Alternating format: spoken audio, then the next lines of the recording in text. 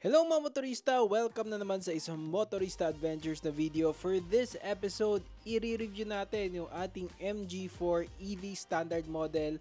Now specifically, itong MG4 na EV Standard nila has a 51 kWh battery. It has DC fast charging.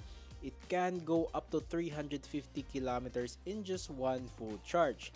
Now, if you're asking how much is this EV, it is priced at 1,468,888.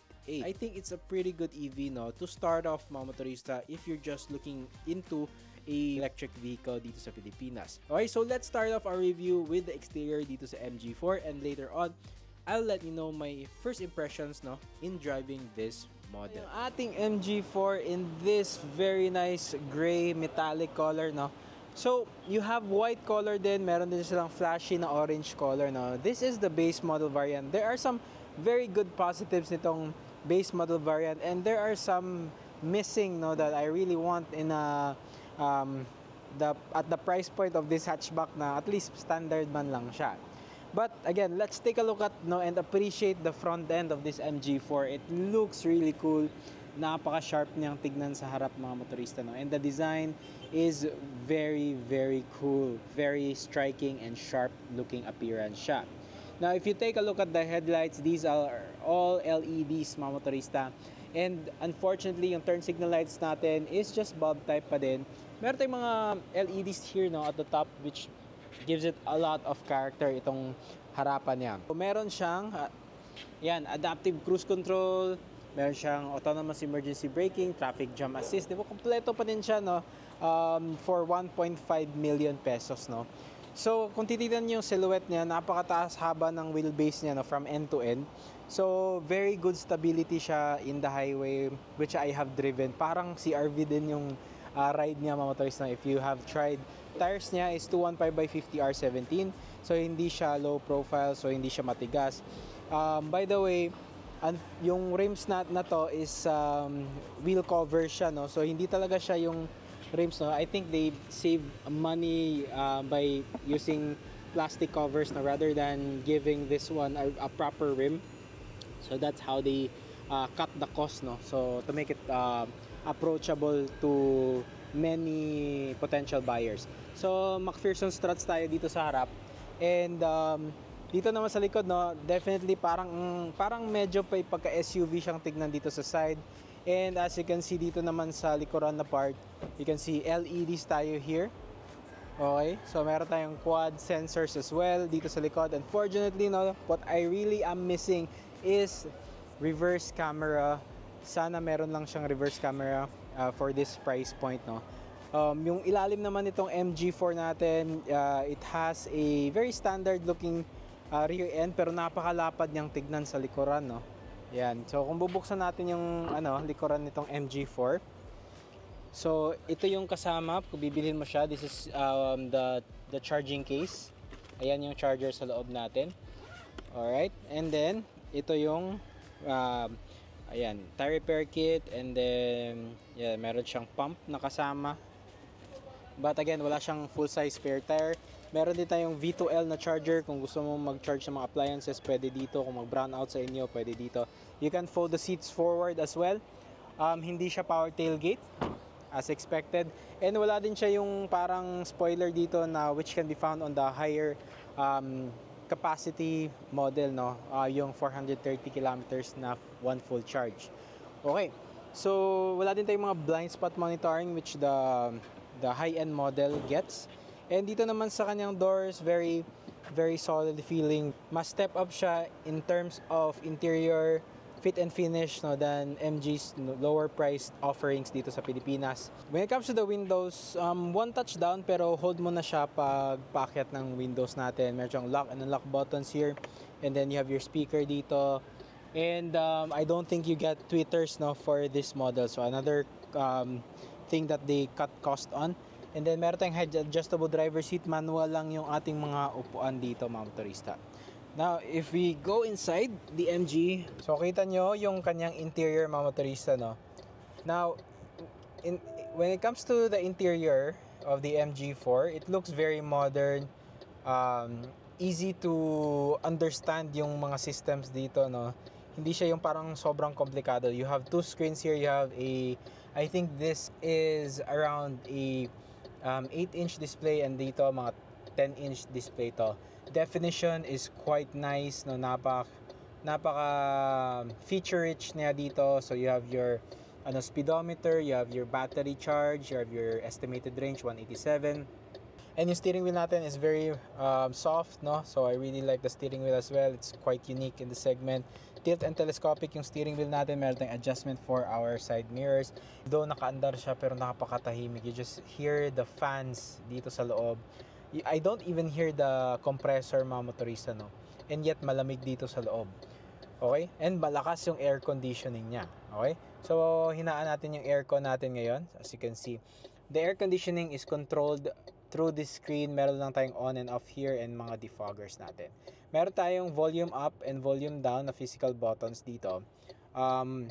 Hazard button is here as well.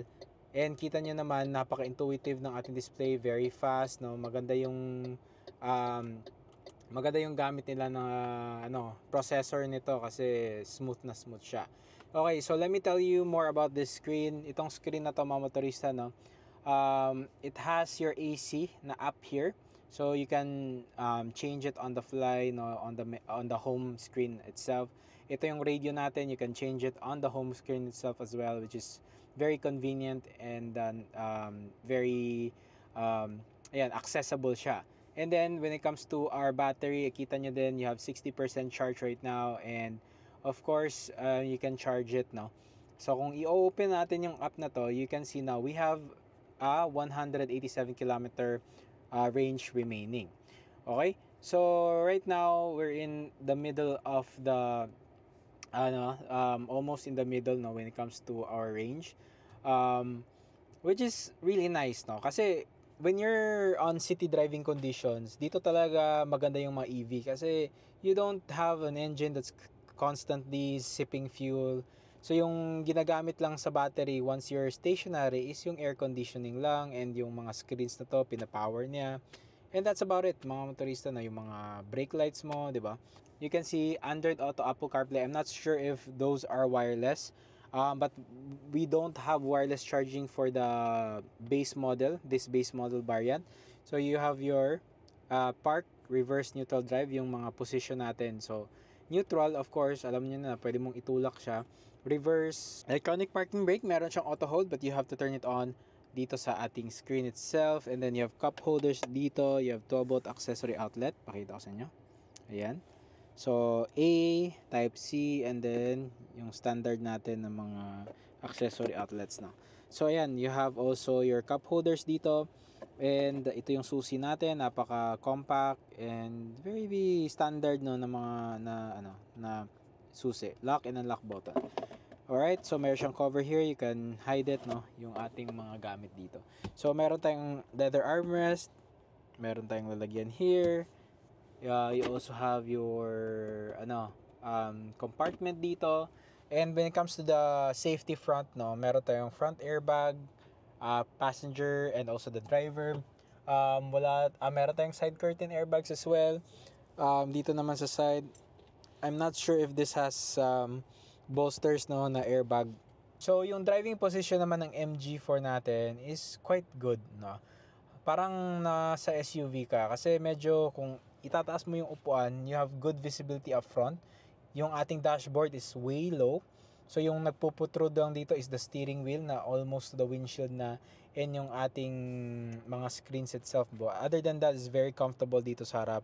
Very spacious since wala tayong center tunnel, wala naman tong prop shop or yung ating shaft papunta sa likod. Though this is a rear-wheel drive, there's a rear motor, no, sa likuran. Which is quite cool, no, if you think of it, no. Right. So, ito yung harap ng ating MG4. I almost forgot. Let me show you here sa taas. Meron kang dome lights, which are not LEDs. Meron tayong SOS button. Meron tayong sunglass holder. Meron tayong day and night rear view mirror. One thing that I really like is frameless siya. Wala tayong vanity mirror dito. And dito din wala. Now, slight comment lang dito sa interior na it's more of that very plain looking interior siya because of the materials used. So just more on that black matte material na plastics here. Meron tayong mga accents of piano black, but again, kulang lang siya ng contrast, no, na color dito sa loob. Sana hindi na lang to black yung ating roofline, no, to make it look airy yung feeling dito sa loob. But that's how it is, no, dito sa ating MG na base model. Right, so let's take a look at the settings again dito sa ating screen. You have MG Pilot, meron tayong ACC, Traffic Jam Assist, Assist Mode, meron tayong Lane Departure Assist, meron tayong Lane Departure Assist. When it comes to driving the MG4, no, so I've tried it, no, on a short stint dito lang sa highway. Definitely, the acceleration is very different from a standard na ICE, no, na sasakyan. Hindi siya nagbi-build up diretso, instant yung ating torque nito, and to think na I think this has more than 200 Newton meters of torque in 0 RPM. So again, you really feel, no, the acceleration ng ating MG4.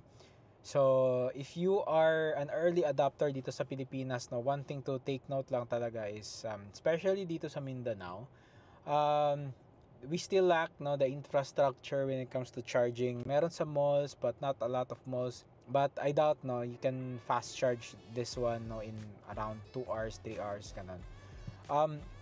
But one thing na gusto ko lang dito, no, every time na nasa bahay ka lang, you can charge this one, you can just leave it, no, plugged in. Kahit it will take you more than 12 hours to charge from 0 to full, hindi mo naman siya easy zero talaga yung battery nito. You usually charge it 20% to 80%. Yeah, so again, it makes sense for daily commute itong MG4 than an ICE car. But again, if you're thinking about road trips using this one, I'm not so sure how comfortable you'll be. Kasi again, we don't have fast chargers pa, especially dito sa Mindanao. We don't have the support, no, of the companies na unlike Manila na at least kahit maliit lang meron sila dong mga charge points along the way, especially going to Baguio. So yeah, that's it, no, motorista, no. Performance is there. If you try this, no, ma-amaze ka talaga sa performance niya, especially how refined and quiet it is, no, if you compare to standard ICE or internal combustion equivalent nitong MG4. So yung MG4 natin, mga motorista, is available, no, dito sa MG Cagayan de Oro City. So if you have any questions, links in the description na lang, or meron akong number ibibigay dun sa ating description sa video na to. And if you want to test drive this MG4, this gray model, just come to their showroom, MG Cagayan de Oro at Causwagan Highway, Cagayan de Oro City. Maraming salamat, mga motorista, and I'll see you on the next episode.